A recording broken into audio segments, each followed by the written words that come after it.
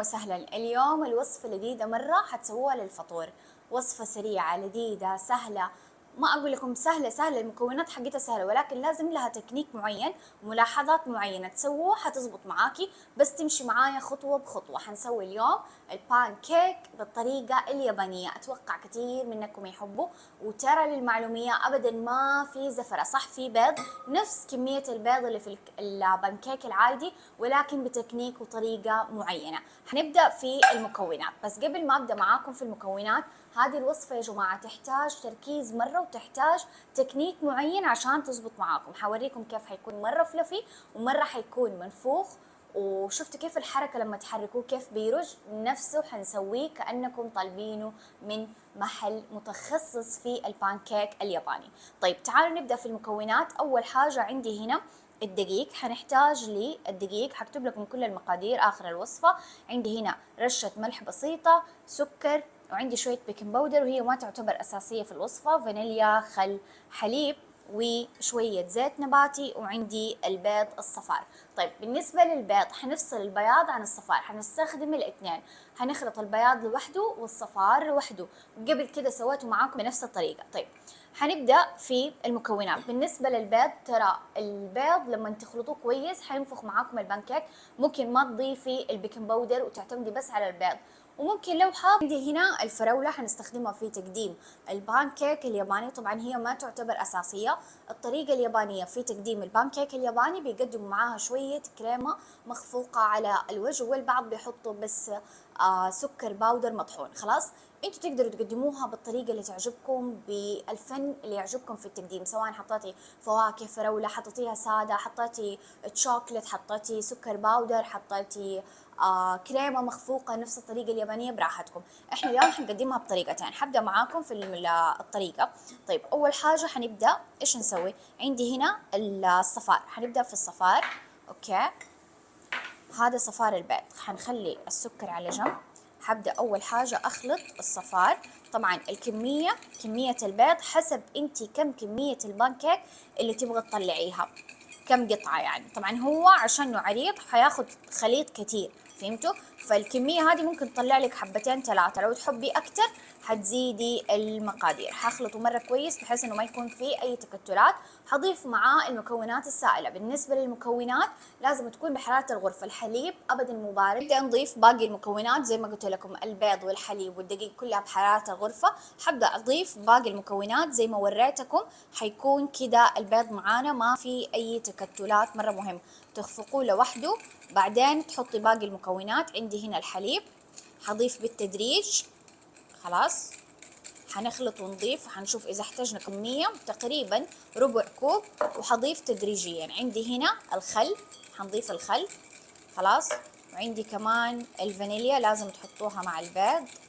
حخلط المكونات هذه كويس. اوكي، وحنضيف كمان شوية من الزيت.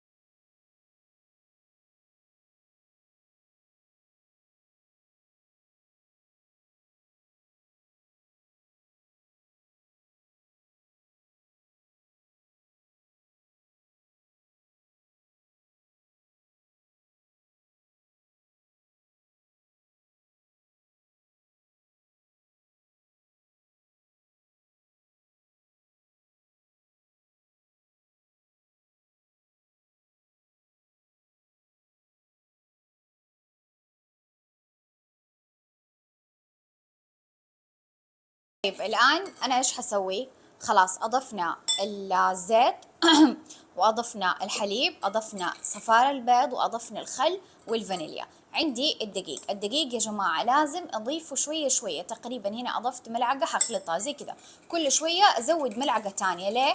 لو أضفتيه كله مرة واحدة حيكتل معاكي وحيطلع البانكيك مرة مو لذيذ ومكتل كده، فيه له قطع، فاهمين كيف؟ ومعجن، فهمتوا كيف؟ فلازم زي كده. شوفوا الآن اتجانس معايا. حرجع أضيف كمان شوية زي كده. حضيف الكمية هذه كلها، شايفين هذه الكمية كلها حضيفها، بس ايش على زي كذا ملاعق بسيطة. اوكي، واخلط وارجع اكمل.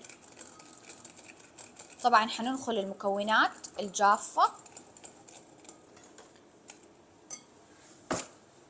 طيب حنكمل، اضفت كمان كمية دقيق ونخلتها كويس. اهم حاجة اخلطها كويس زي كده، شايفين كل ما حتضيف الدقيق حيتقل معاك الخليط، وخلاص حيكون كل كمية الدقيق اتخلطت كويس، ما في تكتلات. لو اضفتيه كل مرة واحدة حيكتل معاكي. هنا عندي الملح، حخلط كويس برضو. حكمل باقي كمية الدقيق بنفس الطريقة.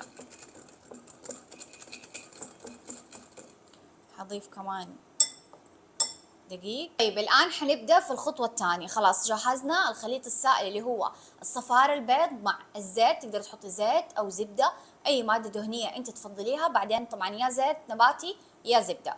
بعدين حنضيف، أضفنا الحليب، أضفنا الفانيليا والخل، وخلاص خلينا على جنب. وحيتقل معاكي كمان زيادة عبال ما نجهز البياض. طيب بالنسبة للبياض زي ما قلت لكم حيكون بحرارة الغرفة. حنبدأ أول حاجة نخلطه كويس، وبعدين حنضيف معاه السكر. بس أول حاجة حبدأ أخلطه كويس مرة لين ما يصير معايا زي الفوم. طيب الآن خلاص صار معايا فوم البياض. حبدأ أضيف السكر. السكر ما حتضيفيه كله مرة واحدة، زي كده تدريجيا. حبدأ أخلطه مرة كويس إلين ما يدوب معايا. الآن خلاص هذا الخليط شايفين كيف تقل معانا، حيكون قوامه زي كده تمام. وهنا عندي البياض مع السكر، حبدأ أخلط الاثنين مع بعض بهذه الطريقة تدريجيا.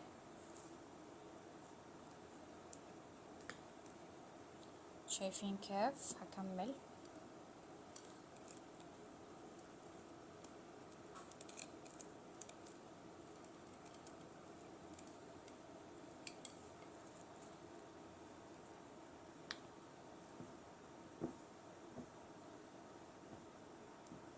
لين ما أتأكد إنه اتجانسوا مع بعض مرة كويس.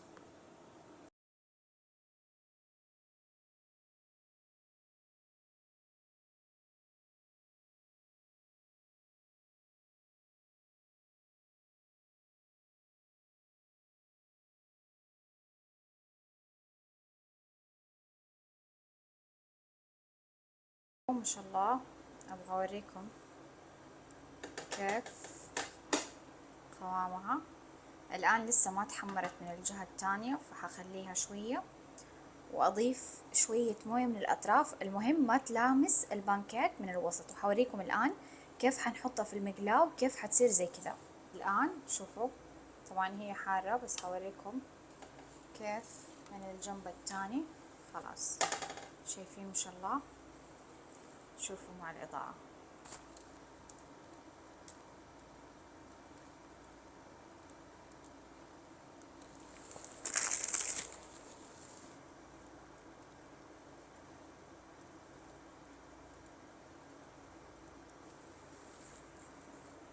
خلاص كده حيكون جاهز معانا البانكيك الياباني. شايفين تبارك الرحمن المنظر يا جماعة قد ايش مشهي.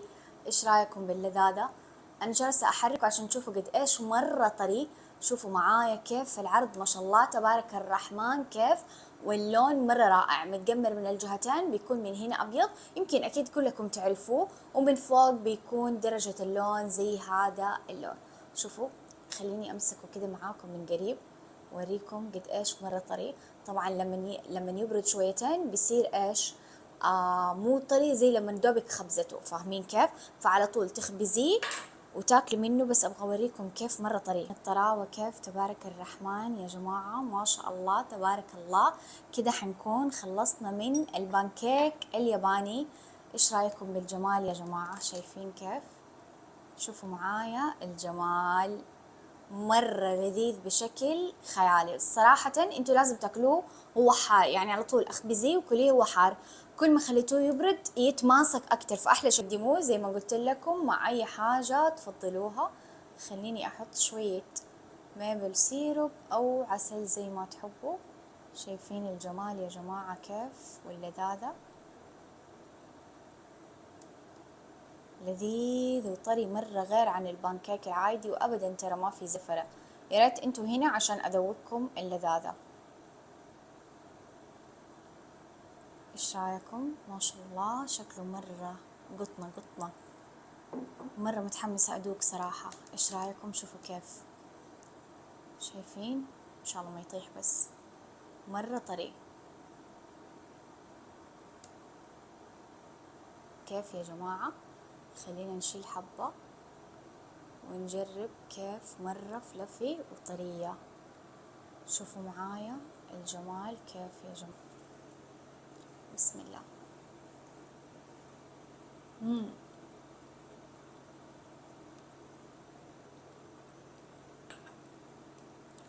شوفوا كيف من جوا، رائعة رائعة حرفيا. اتعدت مرحلة اللذاذة، لازم تجربوها وبالعافية.